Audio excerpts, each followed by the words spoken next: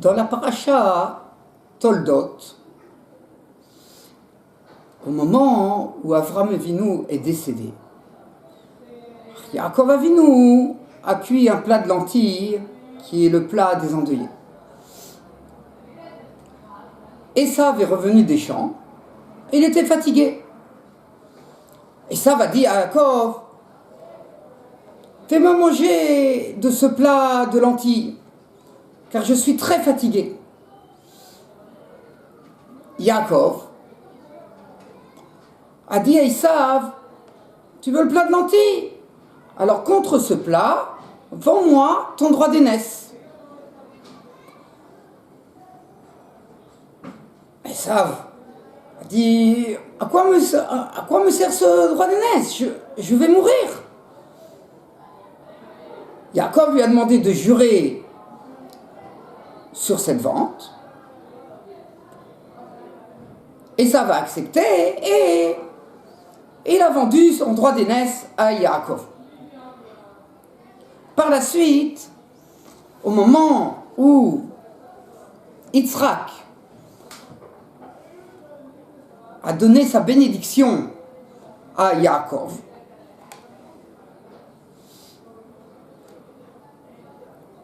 Esav est revenu de sa chasse, il est rentré chez son père, et il s'est aperçu que Yaakov lui avait pris aussi ses bénédictions. Il a dit, ah, c'est pour ça qu'on a appelé mon frère Yaakov, et il m'a déjà vaincu 2 fois. Il a pris mon droit d'aînesse, et maintenant il vient de me prendre mes bénédictions. De ce texte, on voit que Esav n'avait pas d'argument juridique pour récupérer son droit d'aînesse de Yaakov.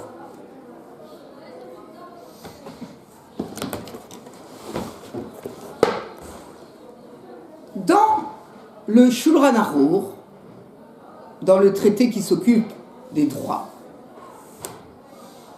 dans le paragraphe 264 à la loi 7, il nous dit, celui qui fuit, par exemple, qu'il avait été mis en prison de manière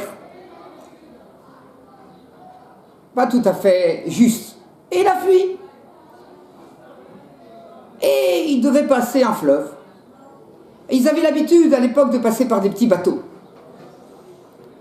Il demande au passeur, s'il te plaît, fais-moi passer ce fleuve et je vais te donner 1 dinar, zav. C'est une somme très importante, c'est beaucoup moins cher pour passer un petit fleuve. Alors, mais il est poursuivi, il n'a pas le temps. Et le passeur, pour ce prix, a été prêt à le faire passer le fleuve. Quand il va arriver de l'autre côté sur la 2e rive,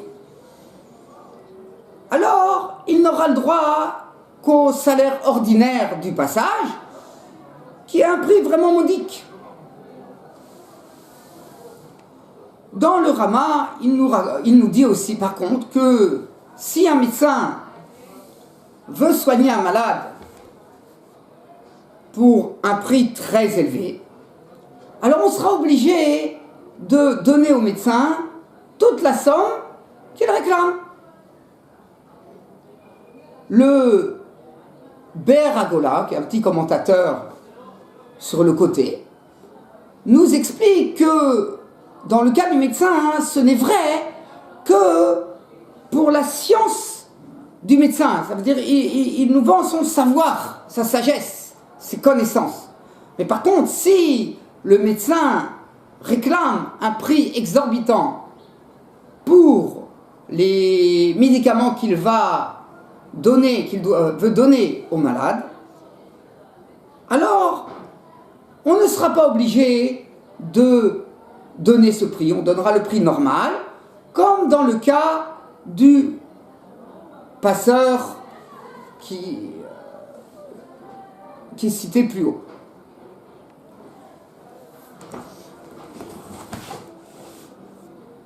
Si l'on revient au cas de la vente de Yaakov, entre Yaakov et Esav du droit d'aînesse, ça ressemble au cas du passeur. Voilà, Esav revenait des champs, il n'avait pas mangé toute cette journée, il avait très très faim.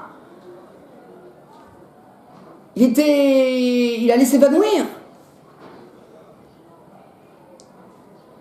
Yaakov Avinu ne pouvait pas demander un prix exorbitant pour un plat de lentilles.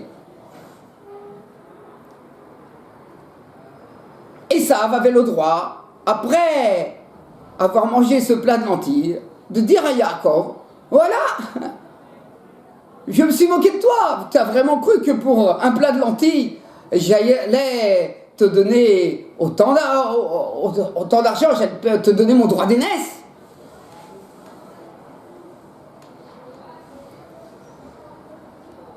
En fait, il faut comprendre qu'est-ce qui s'est passé. Yaakov Avinu a reçu le droit de lentilles, Yaakov Avinu a donné le plat de lentilles à Esav.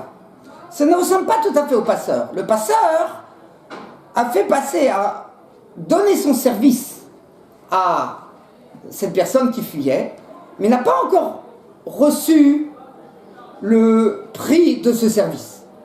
Donc, juste après, ce fuyard lui dit hey, « Je ne vais pas te donner ton argent !» Par contre, dans le cas de Yaakov Avinu, au moment où il a donné le plat de lentilles à Esav, il a déjà payé pour le droit d'aînesse. Peut-être qu'il y a une différence. Cet acte de donner le plat de lentilles peut être considéré de deux façons. Une première, c'est que c'est peut-être un engagement à travers ce service, ce don du plat de lentilles. Il a engagé à Esav à donner son droit d'aînesse. Peut-être aussi que c'est comme une vente. Au moment où il a donné le plat de lentilles à Esav, c'est comme s'il avait donné de l'argent à Esav pour acheter le droit d'aînesse. Donc, immédiatement, le droit d'aînesse est passé dans le domaine de Yaakov, après ce don du plat de lentilles.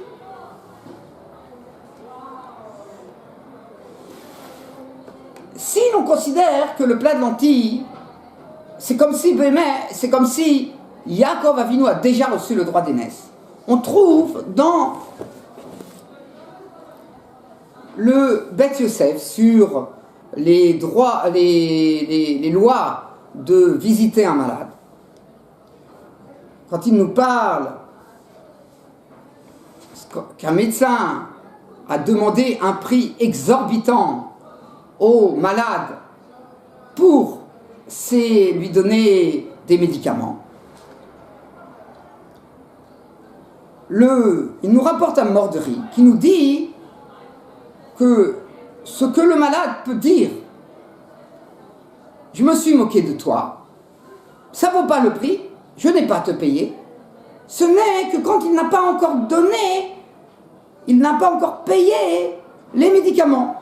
Mais s'il a déjà payé les médicaments, il a déjà donné cette somme exorbitante, il ne pourra pas demander un retour que le malade ne pourra pas demander que le docteur lui rende la somme supplémentaire au prix habituel des médicaments. En fait, le Ritba n'est pas d'accord avec ce Morderi. Dans le Ritba sur le traité de Kiddushin, de Kiddushin, à la page 8, au recto, il nous dit qu'une personne qui vend un objet à son ami à un prix qui est bien supérieur au prix du marché. Mais l'acquisiteur estimait que cet objet, pour lui, vaut ce prix-là. Pour des raisons sentimentales. Alors, ça n'annule pas la vente. L'acquisiteur ne pourra pas dire après qu'il ait acquis l'objet, voilà, c'est un prix bien supérieur au prix du marché. Je me suis moqué de toi et je ne te donnerai que le prix normal. Par contre, on ne pourra pas dire ça. Par contre, si il y avait une raison pour laquelle l'acquisiteur a dû accepter un prix aussi élevé, par exemple, il était malade, alors, malgré que le vendeur a déjà reçu son argent, cette somme exagérée pour cette vente, alors il devra rendre l'argent à l'acheteur, puisque il a utilisé la contrainte de l'acheteur pour l'obliger à payer une somme qui n'est pas justifiée. Donc, dans le cas de cette vente entre Esav et Yaakov, selon le Mordori, puisqu'il a déjà reçu le plat de lentilles et qu'il a donné son droit d'aînesse, alors Esav n'a plus son mot à dire, ça y est. Il fallait revenir avant de recevoir. Par contre, selon le Ritba, il va dire, qu'est-ce que je pouvais faire? J'avais besoin de ce plat de lentilles pour me relever.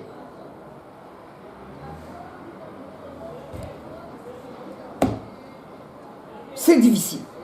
On a une autre façon d'interpréter cette vente, que, en fait, ce plat de lentilles n'est pas considéré comme déjà la vente du droit d'aînesse. Ce n'est qu'un engagement d'Esav, puisqu'il a déjà reçu le droit de lentilles, le plat de lentilles, à donner son droit d'aînesse. Un droit d'aînesse, c'est peut-être comme un champ. C'est pas comme un objet qu'on acquiert et qu'il est déjà dans... Dès que je le prends dans les mains, il est déjà chez moi. Un droit d'aînesse, c'est comme un champ que si j'ai pas été encore à l'endroit et je ne l'ai pas encore labouré, malgré que le propriétaire initial a reçu la somme d'argent, il n'a pas encore donné le droit d'acquisition, la propriété de son champ à l'acquisiteur, jusqu'à temps que l'acquisiteur ait agi en propriétaire du champ. Il a un peu labouré, il a fermé le champ. Il en va de même dans le droit d'aînesse. Jusqu'au moment où Yaakov Avinu s'est servi du droit d'aînesse, où il a pris les bénédictions, alors le droit d'aînesse n'était pas encore vraiment dans la main de Yaakov Avinu. Cet acte d'engagement, on a trouvé dans le Notivot Hamishpat, qui nous cite que il y a une discussion entre le Rashba et le Rosh, selon Rabbi Yonatan Eibetchitz. C'est au moment où il y a eu un acte d'engagement de donner la somme supplémentaire. C'est vrai, je vais te donner une somme supplémentaire, mais je me suis engagé, j'ai fait un acte d'engagement que je vais te donner cette somme supplémentaire. Est-ce que sera force juridique pour contraindre la personne qui s'est engagée à donner beaucoup plus que le prix de donner cette somme à laquelle il s'est engagé? Le Rabbi Yonatan Eibetchitz pense que le Rosh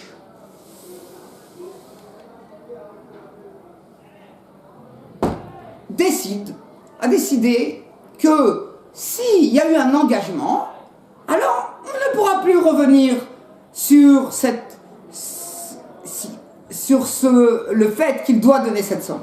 Par contre, le Rashba pense que même s'il y a eu un engagement, quand on parle d'une mitzvah, comme dans le cas où il lui a fait traverser le fleuve, il lui a sauvé la vie, il avait une obligation, ce passeur, à lui faire traverser le fleuve pour lui sauver la vie. Je ne pouvais pas rester comme ça et que les poursuivants allaient le rattraper. Alors il peut, même si il a contraint ce fuyard à s'engager pour payer une somme supplémentaire pour le droit de passage,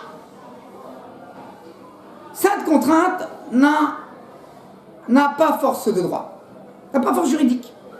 Par contre, le Roche pense que non, elle a une force juridique.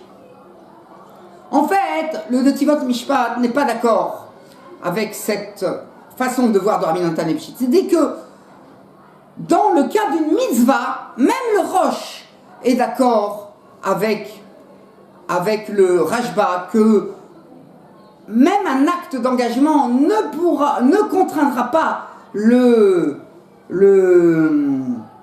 fuyard à payer la somme à laquelle il s'est engagé. Pourquoi? Parce que le passeur avait une mitzvah, il ne pouvait pas réclamer vraiment une somme d'argent pour réaliser sa mitzvah de sauver la vie du fuyard. Il en va de même de Yaakov Avinu.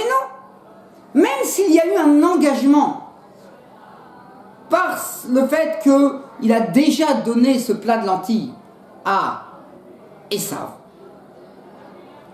mais il avait une mitzvah de donner ce plat de lentilles pour sauver la vie d'Esav qui était à bout de force. Donc cet engagement n'a aucune force juridique. Esav peut dire « Je me suis moqué de toi ». En fait, nos sages nous disent que pourquoi Esav était fatigué. Nos sages nous disent que ce jour-là, Esav a fait des grosses fautes. Il a tué, il a violé une jeune fille, il a volé. Dans un cas pareil, Yaakov Avinu n'avait pas l'obligation de donner la vie, de donner donc ce plat de lentilles à Esav pour lui redonner la vie. C'était une vente normale. Tu veux manger? Je suis prêt à te donner mon plat de lentilles. Et donc un acte d'engagement avait force de droit pour le Roche. On trouve une autre raison de justifier la validité de cette vente de ce plat de lentilles contre le droit d'aînesse. Le Ksot Aroshen sur ce paragraphe 264 nous dit que si il y a eu un serment, il a donné sa parole qu'il va respecter son engagement de donner une somme supplémentaire pour tel service, alors, puisqu'il s'est engagé, il a fait un serment, il lui a tapé dans la main, il lui a juré qu'il allait respecter cette vente et lui donner cette somme exorbitante, lui donner son droit d'aînesse, alors on ne pourra pas revenir sur un engagement qui a été accompagné d'un serment. Et comme on l'a lu dans le verset, Yaakov Avinu a demandé que Esav jure que pour ce plat de lentilles, il donnera son droit d'aînesse. Donc, Esav n'avait pas le droit de revenir sur sa vente. Et il n'était pas obligé de jurer. Il aurait pu dire non. On voit donc que Esav ne considérait pas ce droit d'aînesse tellement important à ses yeux et qu'il s'est permis de le vendre pour une somme dérisoire. Shabbat Shalom.